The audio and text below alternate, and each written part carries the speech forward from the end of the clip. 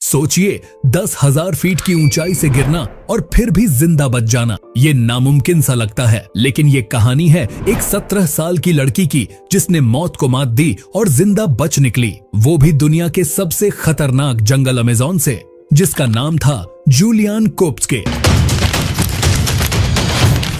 24 दिसंबर 1771 को 17 साल की एक लड़की जिसका नाम था जूलियन अपनी मां के साथ लंसा फ्लाइट 508 में सवार होती है। वे पेरू के लीमा से पुकाल्पा शहर जा रही थीं, क्रिसमस की छुट्टियां मनाने और अपने पिता से मिलने के लिए। मौसम साफ था, सब कुछ एकदम परफेक्ट लग रहा था। फ्लाइट में 92 पैसेंजर थे, जिनमें से 6 क्रू मेंबर्स थे। प्लेन अपनी मंजिल की तरफ तेजी से बढ़ रहा था, तभी अचानक प्लेन जोर से हिलने लगता है। पैसेंजर्स घबरा जाते हैं क्योंकि प्लेन एक बहुत बड़े तूफान में फंस चुका होता है। जूलियन, जो विंडो सीट पर बैठी थी, वह बाहर देखती है और उसे एक बहुत तेज रोशनी दिखाई देती है जो प्लेन के दाएं विंग से टकराती है। प्लेन में चीख पुकार मच जाती है, सारे अलार्म्स बजने लगते हैं। पायलट्स प्लेन को कंट्रोल करने की पूरी कोशिश करते हैं, लेकिन तब तक बहुत देर हो चुकी थी। अचानक एक धमाके की आवाज होती है। जूलियन को महसूस होता है कि वह अभी भी अपनी सीट पर बंधी है, लेकिन अब वह सीट प्लेन के अंदर नहीं है। आसमान की बिजली के कारण प्लेन के टुकड़े टुकड़े हो चुका था और जूलियन अपनी सीट समेत 10,000 फीट की ऊंचाई से नीचे गिर रही थी। जब जूलियन को होश आता है तो वह खुद को घने पेड़ों के बीच पाती है। उसकी हालत बहुत खराब है, कॉलर बोन टूट चुकी है, शरीर पर गहरे घाव हैं, लेकिन वह जिंदा है। उसे यकीन नहीं हो रहा था कि वह इतनी ऊंचाई से गिरकर भी बच गई। लेकिन अब उसे समझ में आता है कि उसकी असली लड़ाई तो अब शुरू हुई है।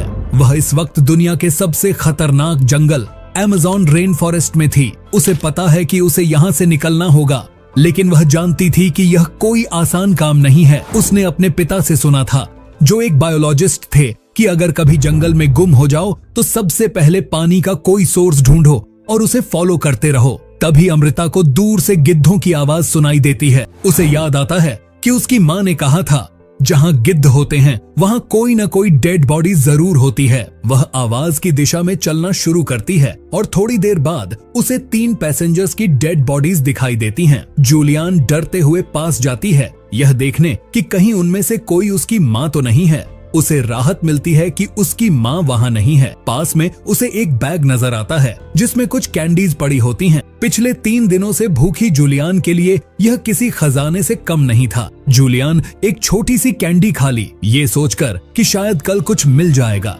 पर जूलियन को नहीं पता था कि आने वाले कई दिनों तक उसे सिर्फ इन्हीं चंद कैंडीज पर निर्भर रहना पड़ेगा।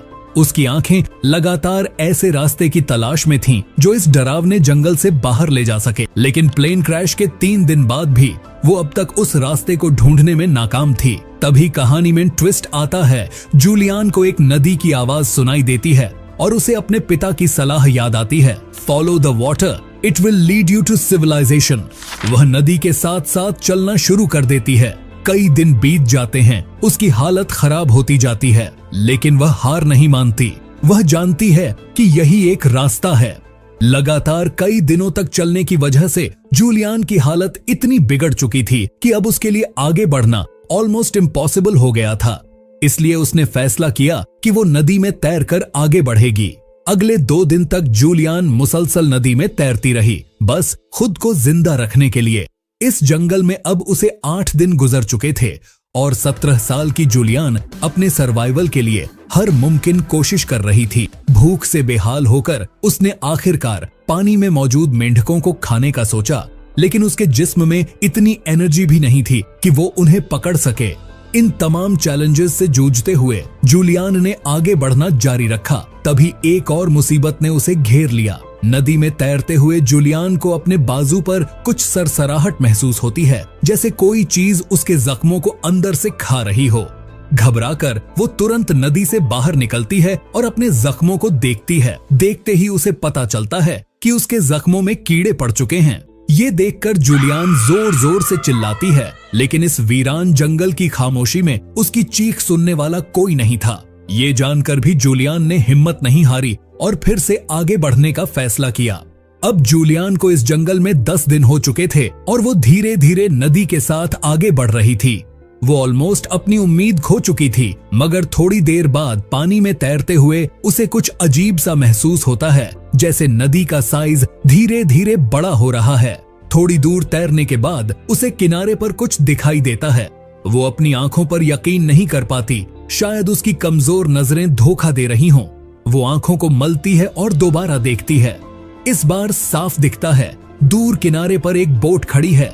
बोट को देखते ही जूलियन की खुशी का ठिकाना नहीं रहता। वह जल्दी से बोट की तरफ तैरती है और उस पर चढ़ जाती है। पास में उसे एक कैन मिलता है जिसमें पेट्रोल होता है।